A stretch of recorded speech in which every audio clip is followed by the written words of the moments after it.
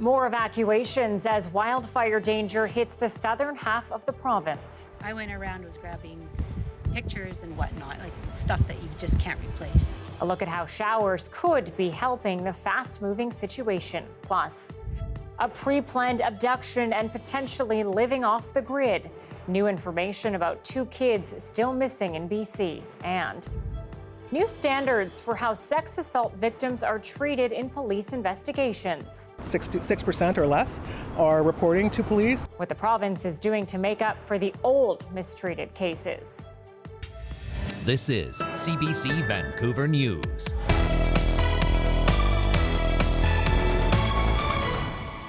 Good evening and thanks for joining us. I'm Anita Bathe. We start off tonight in the interior where hundreds of people have been forced from their homes because of a wildfire south of Kamloops. As Brady Strachan reports, evacuees from fires across the region are showing up in the city as the fire threat in the north of the province moves south. What do they say? Prepare for the worst, but hope for the best. Shelley Friesen has everything that's important to her loaded in the back of her car.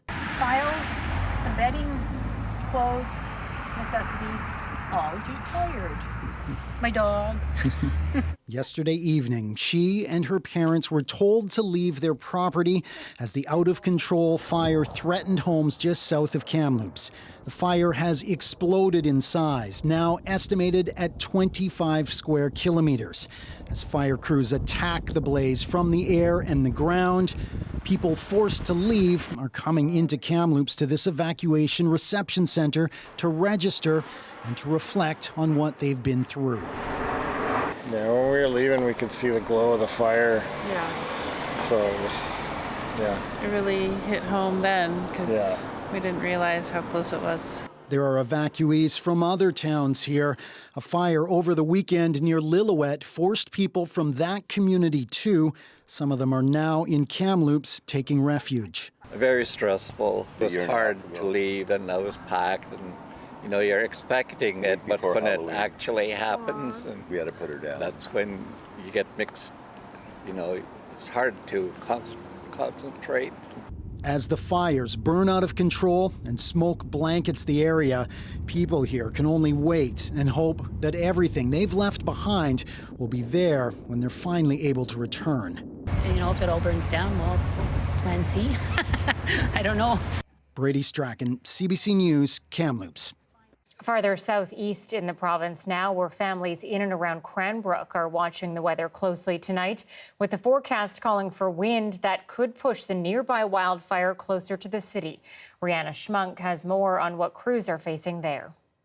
This is the most that the public is able to see of the St. Mary's River wildfire today. Some white-gray smoke just off the side of the Crow's Nest Highway here north of Cranbrook, BC.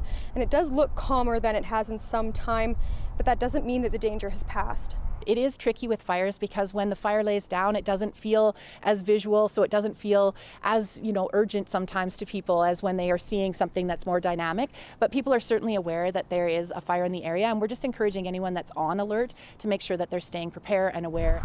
The wildfire here is currently at 40 square kilometers in size. Crews held the fire fairly well overnight, but the wind is now the issue. There's concern gusts of up to 50 kilometers an hour could push the flames to the southwest and closer to the city.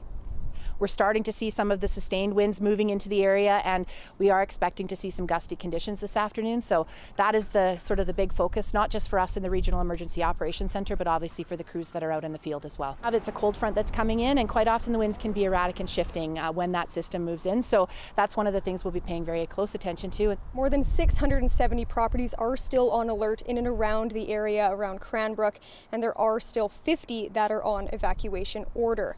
There are also 7 families who have lost their homes in the nearby community of Ackham. Rihanna Schmunk, CBC News, Cranbrook. Darius Madavi joins us now with a first look at the weather. Safe to say, I think a lot of people are pretty excited about the rain today, Darius. What kind of impact does this have both on the fires and the drought? It'll be great news in terms of both. We can't expect the drought rating to move too much too quickly. We'll find out more about that Thursday morning. In terms of fire, we'll see later this hour. The fire danger rating has come way down from where we saw it at the end of last week.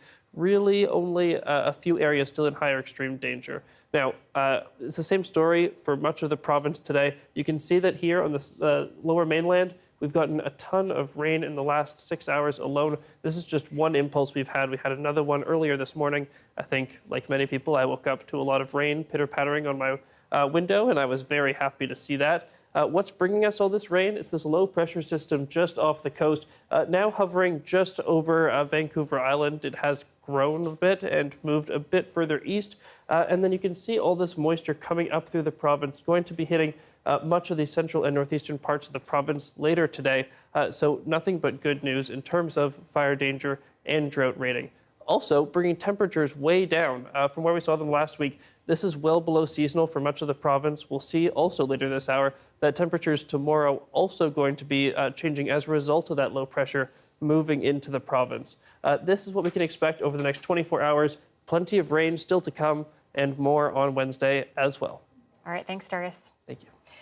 We have an update now on the search for 2 missing children that prompted an Amber Alert last week. Police say they believe their mother planned their alleged abduction and has moved off the grid with her boyfriend and father. Dan Burrett joins us live with more on this. Dan, we heard from police today that they've received many tips.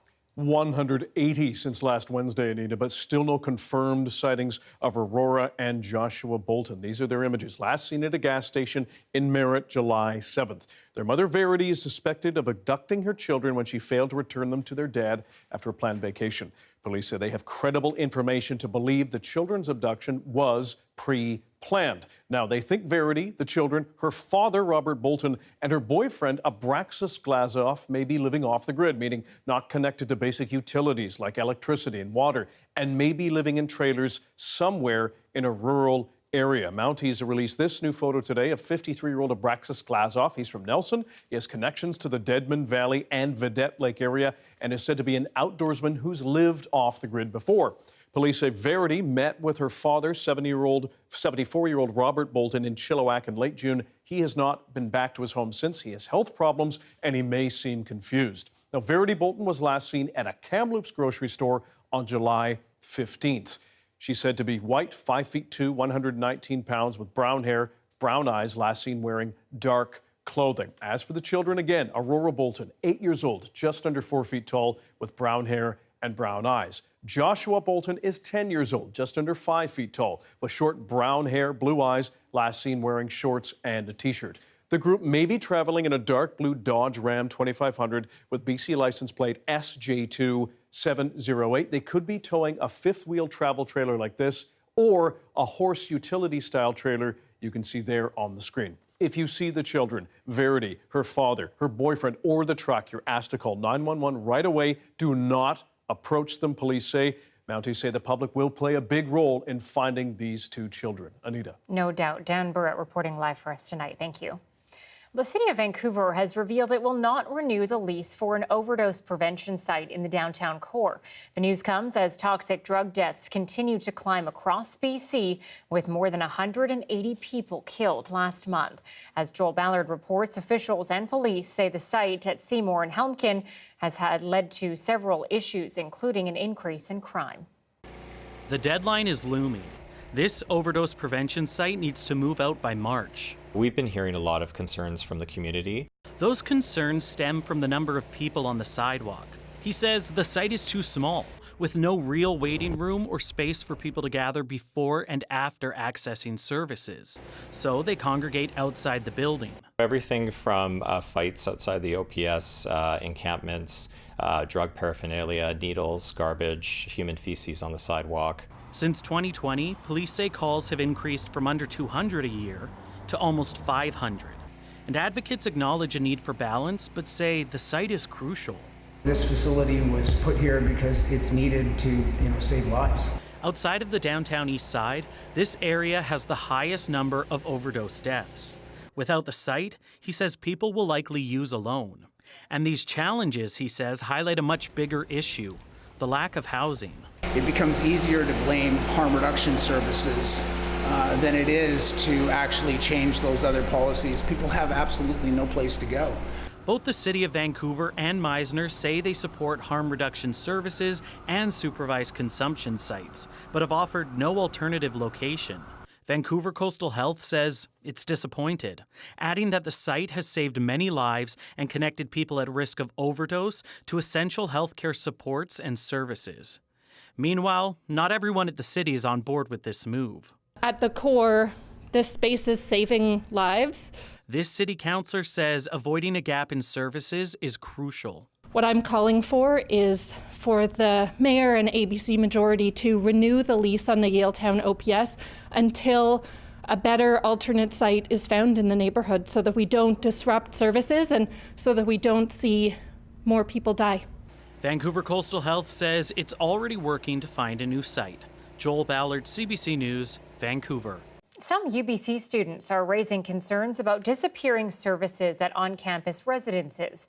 Soon, the buildings will no longer have front desk staff overnight. As Yasmin Renea reports, students say the changes have them feeling less safe.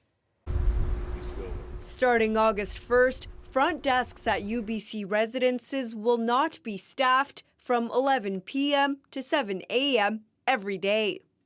I think is a pretty huge safety concern. I'd like it to be safe at night, especially because strange things happen at night.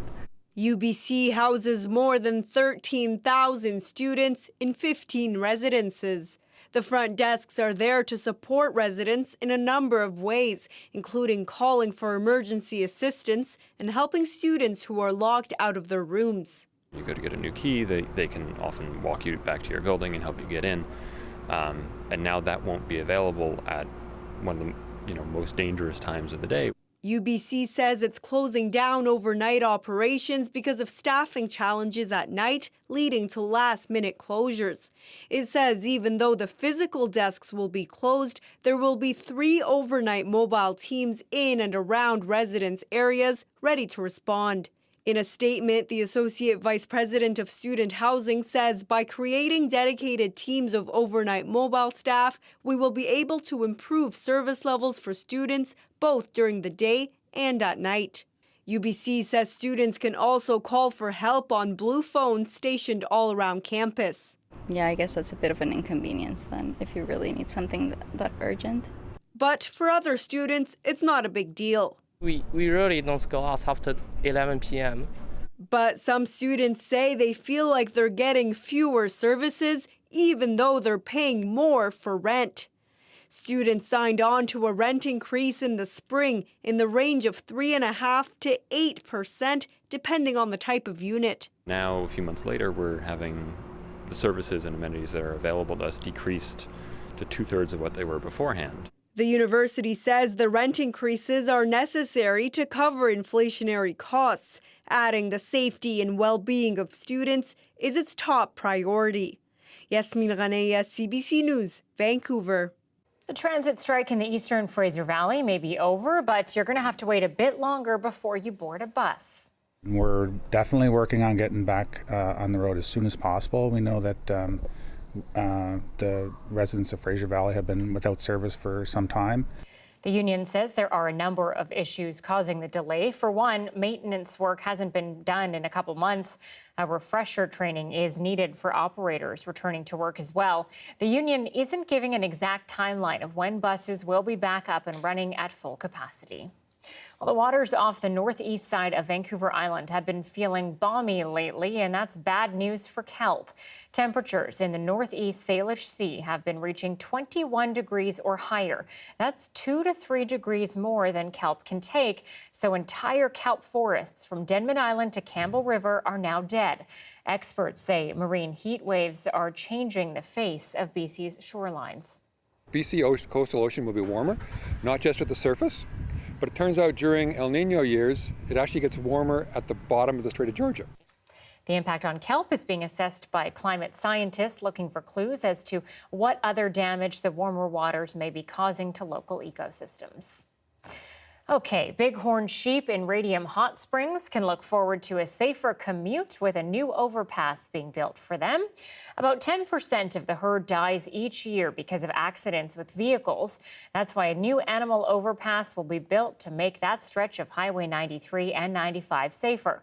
6 kilometers of fencing will guide the bighorn sheep to the crossing.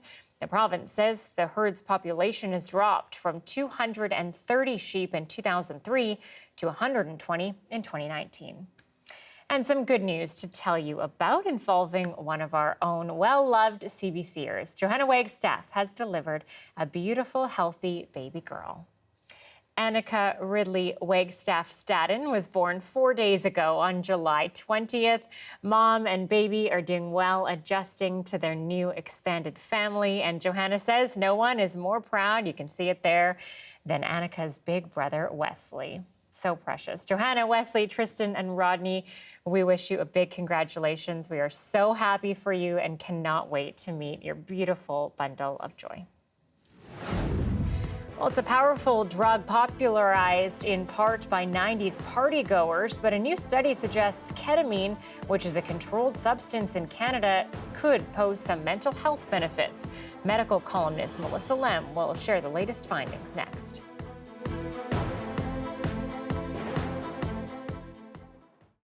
Thanks for watching our commercial-free live stream tonight. Crowds gathered over the weekend to commemorate the 70th anniversary of the signing of the Korean Armistice Agreement, which ended more than 3 years of fighting during the Korean War. As Yasmin Gandam reports, some are now planning to travel back to Korea to witness the effects of their sacrifice. Tears, smiles, laughter, and music, as many remember the courage and sacrifice of those who served in the Korean War 70 years ago. Thank you for your service in the past so that we can enjoy freedom, safe, and peace today. A children's choir sang both the Korean and Canadian national anthems as many veterans wiped tears and sang along. The Korean War started 73 years ago, when 75,000 North Korean troops invaded the South. The United Nations had just been created, and soldiers from 60 nations, including Canada, were sent to fight. It is our duty to honor and remember 26,791 brave Canadian soldiers who rushed to Korea to defend freedom and democracy on Korean Peninsula. More than tens of thousands of Canadians fought alongside South Korea, while several thousand served in peacekeeping duties. More than 500 Canadians never returned home. A joint Canada-Korea wreath was laid at the base of the memorial, with veterans and their families laying poppies on the monument. Many veterans getting ready to go back to South Korea to express gratitude and see how the country enjoys peace today. Oh, this is probably my last one. I've been on several of these revisits and so on, and it's always wonderful to go back to the country. It's amazing what the Koreans have done with the country since the war. For others, it's a memory of a difficult time filled with mixed emotions. If I had to do it again, I would, but with a different objective in my mind. I was only a young kid when I went over there for the 2 years, and my mind has changed a lot of saying, I should have done this and I should have done that. But war is never the answer. Their numbers dwindling. Veterans say they want their sacrifice and contributions to be remembered. Yasmin Gandam, CBC News, Burnaby.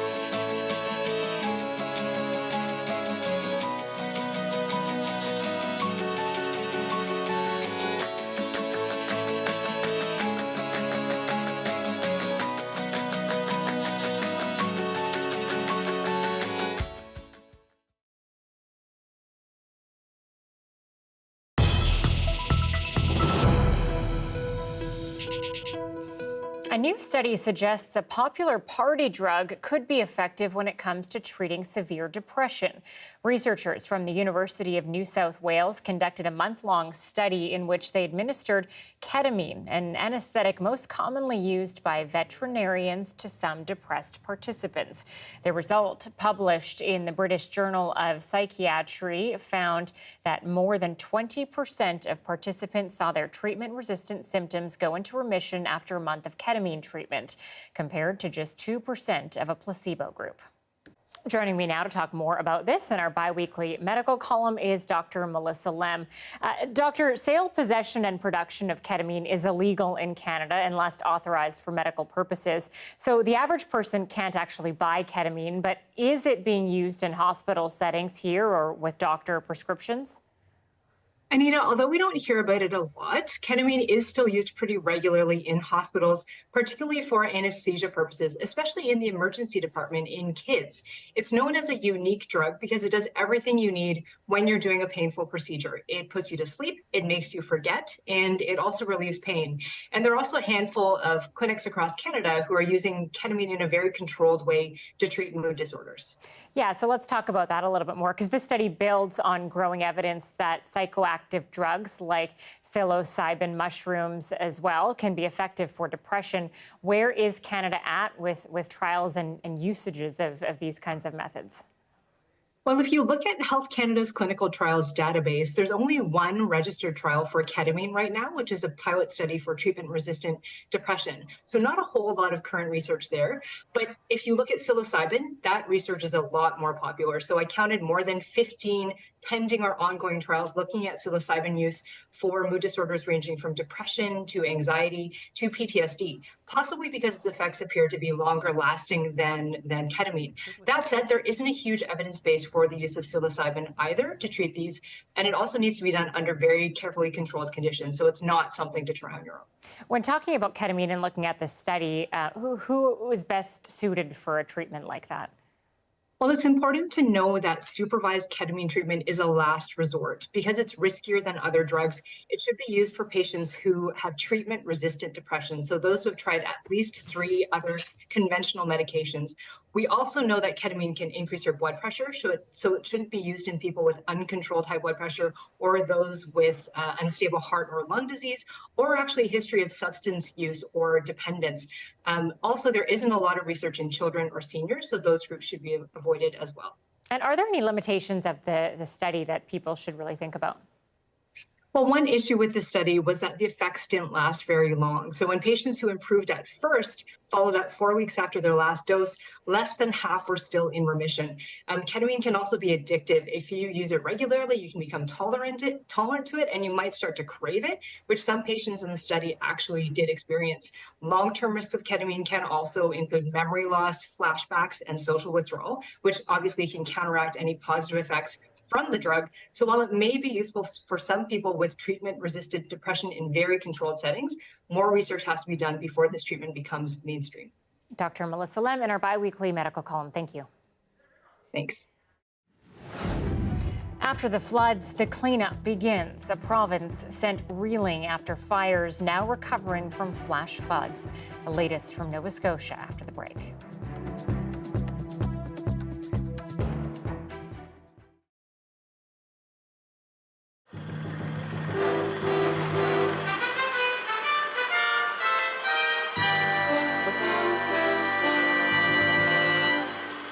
I'm going to put this in here because we don't need it. Because I'm trying to keep this as light as possible. No, those I want in here. I guess I'm pretty nervous. I am, and I'm not quite sure why, but I am. I really don't know what to expect. It's done. For Anne Bjarnason, it is a journey begun nearly 30 years ago. I have no clear picture of South Africa. No, it seems to have changed. Everything seems to have changed so much. Nothing's going to be the way I remember it. This is the South Africa Bjarnason remembers, where anyone suspected of battling apartheid, black or white, faced certain imprisonment. Where in 1964, Bjarnason herself was arrested along with 12 other white South Africans and jailed for furthering the aims of the Communist Party and the militant African National Congress. She was 24 years old. All we did was put up posters and write slogans on bridges and things like that. That's all we did. It was hard not to be active in a way because the injustices were so glaring in South Africa.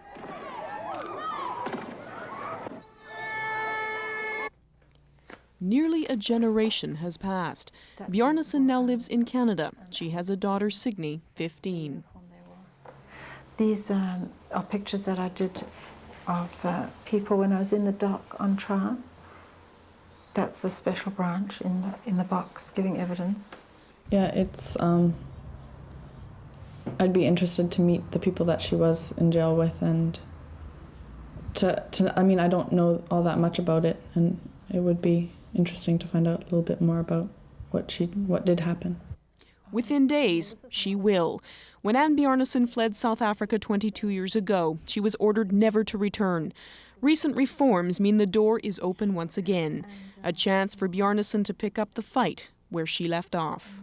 People have been living like this for generations, so it's going to be an enormous job to change. Anne Bjarnason believes she might be able to make a difference. So tonight, she and her daughter leave for South Africa. It will be a 2-month visit. Once there, she will consider whether she should stay. For Bjarnason, this visit could well turn into a new life in old surroundings. Kelly McClugan, CBC News, Vancouver.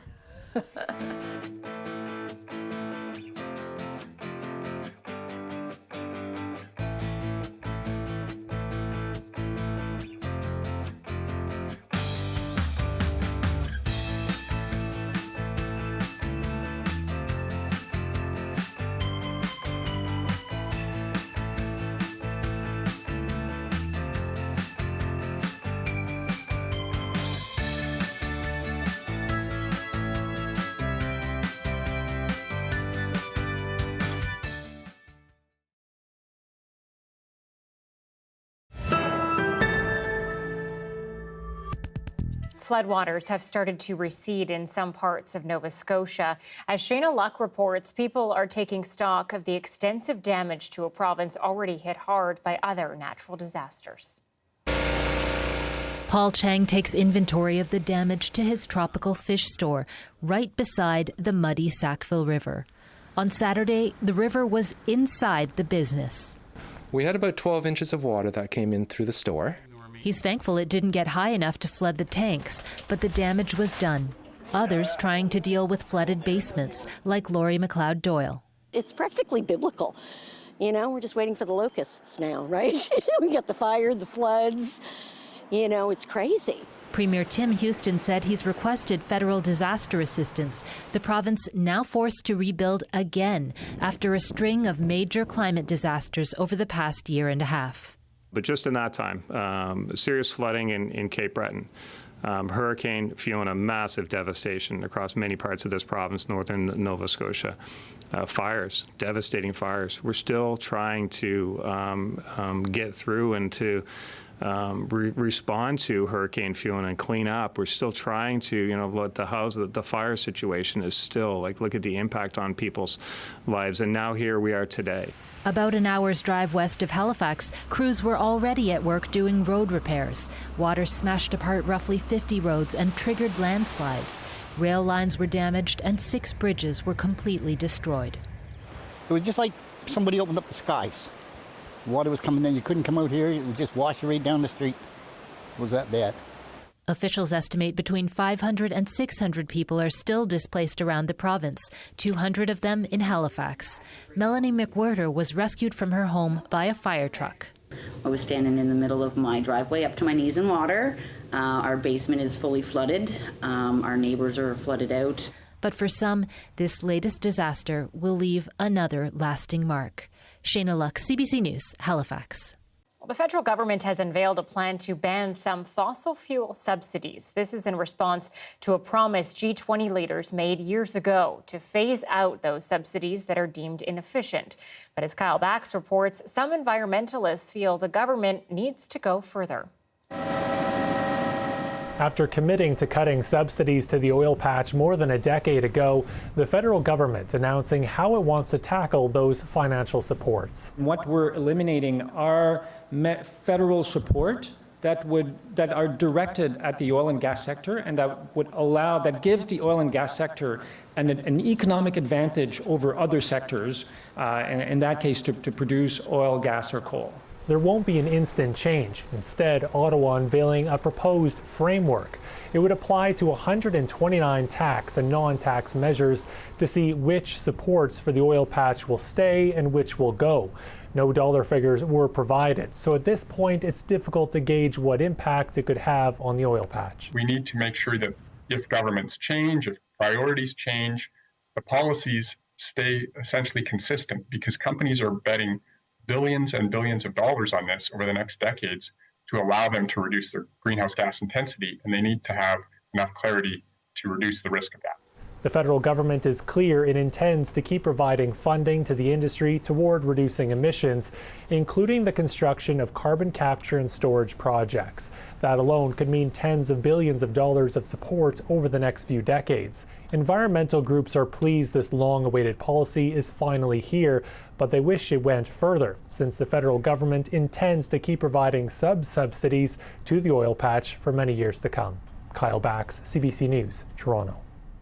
And CBC News has learned that a long-expected cabinet shuffle is coming on Wednesday. Prime Minister Justin Trudeau is expected to make some significant changes. The CBC's Catherine Cullen has what we know and what to watch for. Well, change is coming to the federal cabinet. Sources tell CBC News that several ministers will be dropped in the cabinet shuffle on Wednesday. And that means that there are new names coming aboard, as well as the government tries to put a new face on some challenging issues. There was a flurry of activity not too far from the Prime Minister's residence today. Sources telling CBC News that ministers had been called to Ottawa to meet with the Prime Minister. And several news conferences were also cancelled for today. Those who did speak were asked about the changes. Environment and Climate Change Minister Stephen Guilbeault seems to be staying put, going ahead with a planned trip to India. Unless my boss tells me that I'm no longer leaving for the G20, I'll be heading there tonight to represent Canada as the Environment and Climate Change Minister. One longtime Liberal, Mental Health and Addictions Minister Carolyn Bennett seemed to suggest today that she will be leaving Cabinet. I have shared with the Prime Minister, met with the Prime Minister, that I will not be seeking re-election in the next election. CBC News has also learned from sources not authorized to speak publicly that Deputy Prime Minister Chrystia Freeland will remain Finance Minister. A couple of other members of Cabinet who are going to stay in Cabinet but switch jobs. We've learned that Dominic LeBlanc, who is currently Minister of Intergovernmental Affairs, will take on new responsibilities. Also, Jeanette Petitpas-Taylor, Minister of Official Languages for now. So those are a couple of pieces of the puzzle, all in service of a bigger goal, which is the government hoping to freshen up its message in areas where it has struggled, the economy being a key part of that. Inflation does seem to be coming under control, but many Canadians are still struggling to get by, and the housing crunch is something that many are feeling acutely. The Prime Minister can also use this opportunity to try to solve some problems. It's widely understood that Public Safety Minister Marco Mendicino will be moved after he struggled with some issues, including the way his office handled the transfer of high-profile prisoner Paul Bernardo. We're going to get a fuller picture, the full picture, of how the Prime Minister plans to forge ahead, how he's going to reshape his team and perhaps his message when he shuffles his cabinet on Wednesday. Catherine Cullen, CBC News, Ottawa. If you've opened Twitter recently and wondered if you've clicked on the wrong app, you probably didn't, but things may look a bit different. Twitter is getting a complete rebrand and will now be known as X. As Katie Simpson shows us, there are signs this is the start of a much larger transformation. X marks the spot where the little blue Twitter bird died. The new name and logo of the social media giant X lit up its headquarters until daylight, when a worker on a crane was hired to physically strip the building of its past, ushering in a new era for owner Elon Musk. Is he going to keep it as a hugely influential social media company, or does he want to do something else? The company's CEO says X's goal is unlimited interactivity, centered in audio, video, messaging, payments, banking, creating a global marketplace for ideas, goods, services, and opportunities. Translation: Twitter will become an app you can use for any aspect of daily life. Basically, from ride sharing to e-commerce to banking on one app. That's similar to what we see with WeChat in China. Experts say this kind of transformation could take years and cost billions of dollars in investments. There are big questions about how they are actually going to pull this off, especially since it's been such a tumultuous time since Musk has purchased the company. The Tesla CEO and SpaceX founder bought Twitter for $44 billion US last October. He's since fired 80% of Twitter's staff and killed content moderation rules, making it easier to share hateful and false information. And now this decision to drop one of the most recognizable names in tech is puzzling many analysts. From a brand or business point of view, it's completely irrational. It's probably the final strike in the complete unwinding of Twitter. Rival tech companies have tried to replace Twitter, but nothing seems to have stuck just yet. Users still want a digital town square, and Musk remains in control of it. Katie Simpson, CBC News, Washington. Israeli lawmakers have passed a bill that strips the Supreme Court of its power to overrule government actions. As Peter Armstrong explains, the bill is controversial and has sparked mass protests by people who feel it is a threat to democracy. In a flurry of bluster, recriminations, and last-minute walkouts by the opposition, Israel's parliament prepared to vote on the first stage of its deeply contentious plan to overhaul its justice system. Israelis on both sides say this is an existential moment. Thousands flooded into the streets across the country, demanding the government back down from the plan. We're here to protect our democracy. We were left with no choice. For 7 long months, Israelis have taken to the streets. Thousands marched to Jerusalem last week, culminating in a giant throng outside the Knesset last night. The legislation passed today is just the first in a series of sweeping reforms by Prime Minister Benjamin Netanyahu's ultra-nationalist coalition government. The bill gives the government the ability to prevent the Supreme Court from blocking government decisions. Supporters say it will finally allow elected officials to do what they were elected to do without the courts blocking them. I'm here today to make it clear to the people that I've elected, to the people that I voted for, to the people that I support, that I am 100% in favor of this judicial reform. But political scientists say this is not just about one bill or even a series of reforms. At its heart, they say this crisis is about a long-standing split between those who want Israel to be a more secular, more pluralist country, and those who want Israel to be more nationalist and more religious. The underlying debate is, the nature of Israel as a state. This Israeli political scientist says the bill fundamentally erodes Israel's status as a democracy, and it pits those two differing groups against each other. The next couple of months are going to be I hope they will not be bloody, but they will be very tense. Tonight, Netanyahu didn't exactly calm those tensions. In an address to the nation, he said the reforms are required, but that he believes he can find common ground with opposition parties. Tonight, the demonstrations roiled on while everyone considers their next moves. Opposition parties may launch a legal challenge. Army reservists may resign en masse, and unions may launch a general strike. Peter Armstrong, CBC News, London.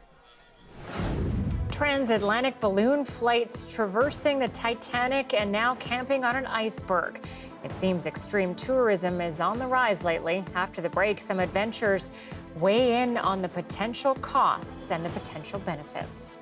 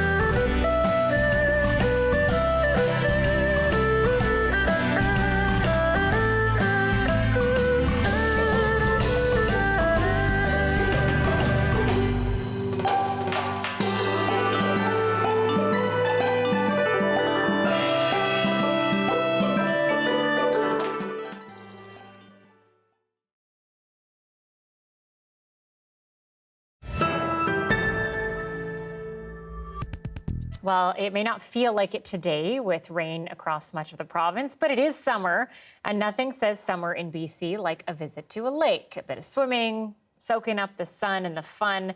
And here at the CBC, we thought, why not have a bit more fun with this one? Take a look at what we're doing. We declared Metro Vancouver's best neighborhood. We crowned BC's best small town. And now we're diving in to award the title of BC's best lake. It's the search for BC's best lake.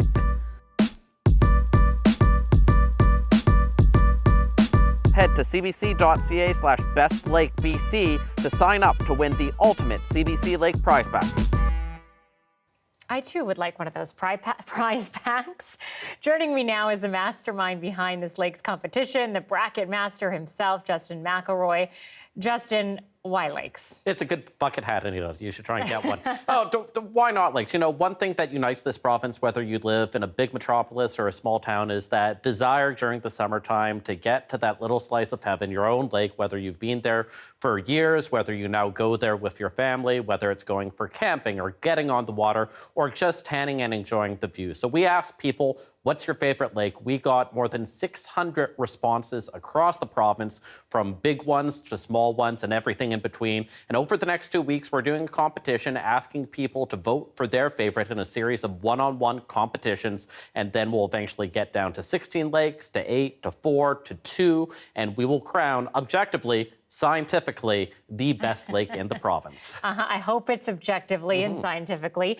You've narrowed it down to 48 entries, but let's face it, there are a lot of favorites. So which lakes stand out as the frontrunners? Well, we'll have to see as voting goes on, but based on the nominations that we got, we were able to crown 16 top seeds, 8 from the southwest of BC and 8 in the interior. They got a bye to the second round, which begins tomorrow, and take a look at what those top favorites are. So for the southwest, number 1 seed is Cultus, a big lake in the Chilliwack region, huge throughout the summertime for all sorts, both people that live in the Fraser Valley as well for tourists to get on boat or to swim. Number 2, Sprout on Vancouver Island. Then we got Ruby on the Sunshine Coast. Garibaldi, just gorgeous. It's a bit of a hike to get to in the Whistler area, but it's well worth it. Lost Lake also around Whistler. Cowichan on the island, Cameron on the island, and then Little Trout Lake in East Vancouver. You can't exactly swim in it, but lots of people do love it. And then in the interior, you have the lakes that are known far and wide. Kalamalka, Shuswap, Skaha, Okanagan.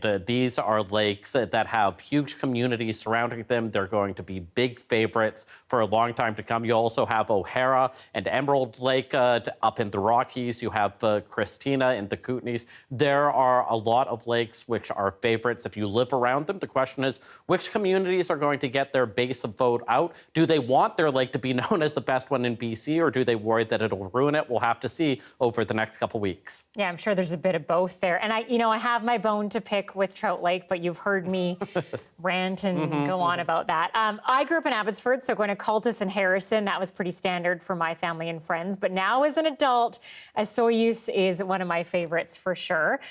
There's my daughter Anya 3 years ago. Her first dip in a BC lake was in Soyuz, clearly her favorite as well.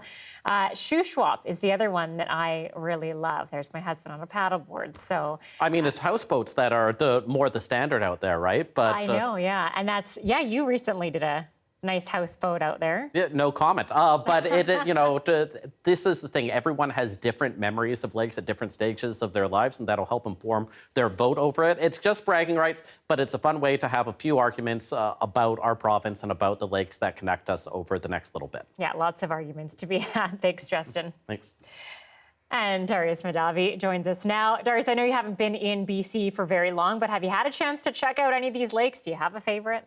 I've been to a couple, especially I visited here many summers because I have a lot of family out here. Lake Brom Lake, is great. I tried to go there with a couple friends a couple weekends ago, but couldn't get into the parking lot. So we found a little hidden gem lake that I don't even know the name of. But I probably wouldn't share it if I could. Yeah, keep that to yourself. Yeah, exactly. But today, probably wouldn't want to be visiting it anyway because we've got rain across the province. Bad news if you're visiting a lake, but great news in terms of fire danger. You can see way more green than we've had as we looked at this fire danger map the last few weeks. Only spot where we're still seeing higher extreme fire danger down here in the southeast, where we haven't seen so many showers, but that low pressure system just off the coast really pushing all that moisture through the province, except for right here. So far, you can actually already start to see some moisture moving in there. Tomorrow, we're going to see even more. And the only place where we're really seeing any weather watches or warnings is right here in the central interior, mostly just, or really just because of those severe thunderstorm watches. Nothing too serious yet. It has not developed into a warning. We'll see if it does later on. Other than that, just the standard air quality warnings that we're seeing because of all those fires. But again, hopefully all this moisture passing through will help bring some of those fires back under control. You can see this is just tomorrow already. Lots of rain still blanketing the province as we go into Wednesday, mostly moving into the central and northeastern parts of the province, but still lots of rain. And then through the rest of the week, plenty of rain still happening throughout parts of the province, not so much in Vancouver. The next 24 hours are going to be when we see most of the rest of our rain here in Vancouver. You can see that parts of Vancouver still seeing around 10 to 20 millimeters. If you're further inland, you'll get even more. But we can only hope that that helps alleviate some of the drought conditions that we've been seeing as well. If we take a look at our province-wide forecast for tomorrow, like we talked about, still lots of rain throughout the province. Dease Lake, an exception. Later this week, they'll be getting showers, but they're just being missed by them, it seems, tomorrow. But as we talked about, even here in the southeast, plenty of rain happening tomorrow. So hopefully tomorrow we'll have an even greener fire danger map. Fingers crossed. 2 more days of rain here in Vancouver. Temperatures climbing a little bit through the end of the week, and then we got sunny again through the end of the week. All right, thanks, Darius. Thank you. In Newfoundland, a string of dangerous misadventures by thrill-seeking tourists has sparked a debate. As Chris O'Neill-Yates reports, there are questions about who should pay for a rescue when things go wrong. There was a British couple who ran into trouble attempting a transatlantic balloon flight. A sailor who tried and failed to cross the Atlantic in a 1-meter boat. The boat basically sunk. And of course, the expedition to the wreck of the Titanic that ended in tragedy. Concerns about risky tourism adventures really ramped up after this picture of 2 Americans camping on an iceberg went viral. We're not encouraging it, but I would argue that this is roughly on the same plane of a lot of things or a lot of the risks that people take. That's not how this professional ice climber sees it. People will look at that and go, okay, well, that turned out well, so everything's good. But the reality is that they had no idea of what their hazards were. They were remarkably clueless. Will Gadd says he'd never camp on an iceberg. He's climbed them, but with proper gear and a boat standing by in case anything went wrong. One of the biggest concerns for me personally is trying to minimize the amount of risk I would put a rescuer in. I think we are living in a time of the Instagram-driven kinds of stunt. T.A. Loeffler is an experienced adventurer who's climbed peaks in 20 countries. If I do need to be rescued, I have to pay for that rescue, or the insurance that I carry pays for that rescue for the helicopter time. So there is that responsibility. Right now, public money pays for rescues in Canada. Some say thrill seekers who get in trouble should help foot the bill.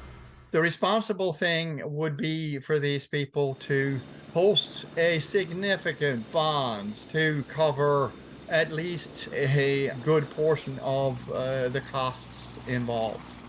After this summer of misadventures in Newfoundland, it's an idea that could gain support. Chris O'Neill-Yates, CBC News, St. John's.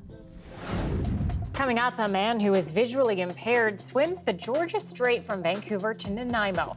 Why he did it, well, we'll tell you after the break.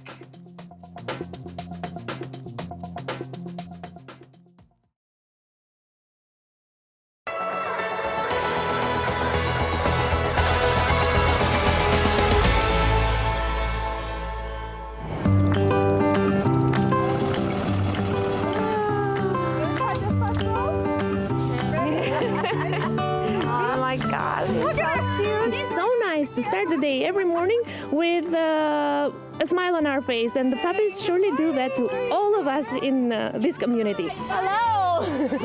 They may think that it's just they pull up and get a dog treat for their dog, but it means so much more for Rosie. There you go. Hi, can see that she wakes up in the morning and she's very excited to come to school and see all of her fur friends, along with her friends that she passes out the treats with. You know, we started with like dog stories inside the school, then we took it out and we looked for dogs outside, and then all of a sudden we were meeting dogs in the morning lineup and their families, and the families really got to know us and the kids, and we started giving treats, and it was a pretty amazing way to start your day, I must say.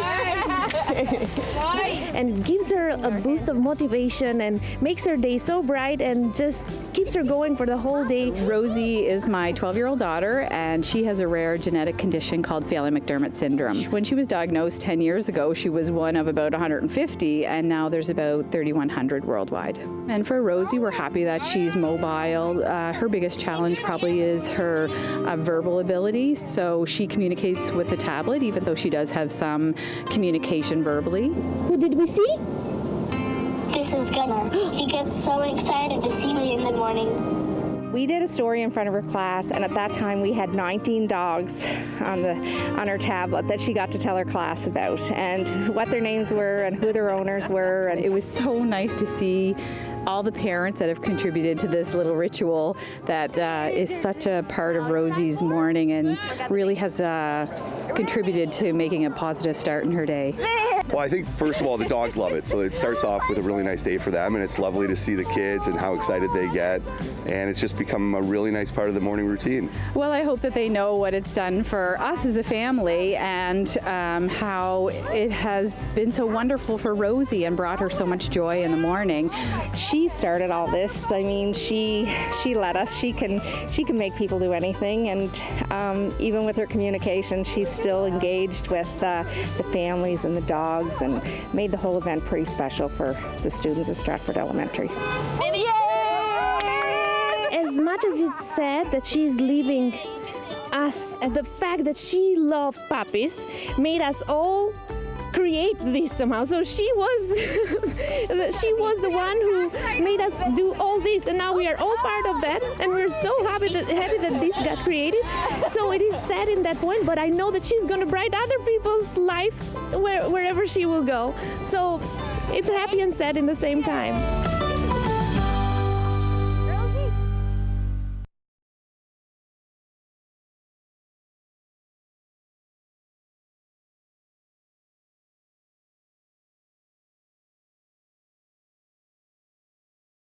Land Back is a CBC original podcast where we uncover land theft in Canada and look at how Indigenous people are taking it all back. Land Back is out now on CBC Listen or wherever you get your podcasts. Hi, I'm Amy Bell, and here's what's in your CBC Vancouver inbox. We awarded British Columbia's Best Small Town. This summer, we're making a splash. It's the search for BC's best lake. Vote at cbc.ca/bestlakebc. And on August 6th, join the CBC Vancouver team at the 45th Annual Vancouver Pride Parade. The fun continues on at the Pride Festival. Make sure you drop by the CBC Vancouver tent and win some CBC swag.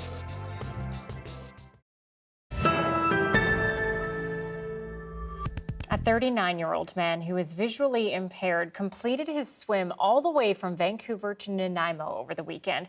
He did it to raise money for a group close to his heart. Claire Palmer was there for the triumphant moment when he swam his last stroke to shore.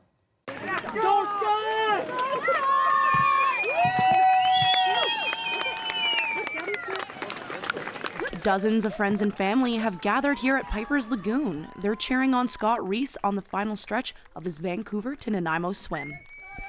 Hearing the cheers on the beach gave me the fuel and the fire I needed for the last 200 or 300 meters. Definitely gave me that final push that I was hoping for. It was an emotional scene after the almost 11-hour swim that spanned over 30 kilometers.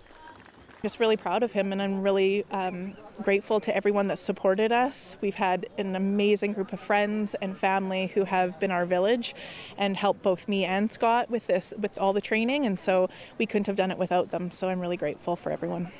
Pretty excited for him. It was a big day, so a little emotional for the whole team, I think. We've seen him train really hard for this, and see him complete this is pretty awesome for him. It was an inspiring event for all. Reese had a team of people supporting him the whole way across the strait, including a 4-time Paralympic swimmer. It's a testament to his strength of character as a person, as a man, and I think he's given all of us a real gift, showing what can be done as a blind person. That just despite the fact that you have vision loss doesn't mean you can't set a goal. Reese used the swim to raise funds for Canadian Guide Dogs for the Blind, a cause close to his heart. He himself received a guide dog through the charity. He says he's happy the funds raised will help others get guide animals. Getting Caleb 2 years ago made a huge difference in my life because it restored a lot of my independent mobility that I had lost as my vision had failed me. So I wanted to try to give back in my small way to the fund with this fundraiser to the campaign to the Canadian Guide Dogs field. Claire Palmer, CBC News, Nanaimo. An incredible feat, 11 hours, 30 kilometers, truly noteworthy. Congratulations on that swim. That is it for CBC Vancouver News tonight. Thanks so much for being with us, and we will see you tomorrow.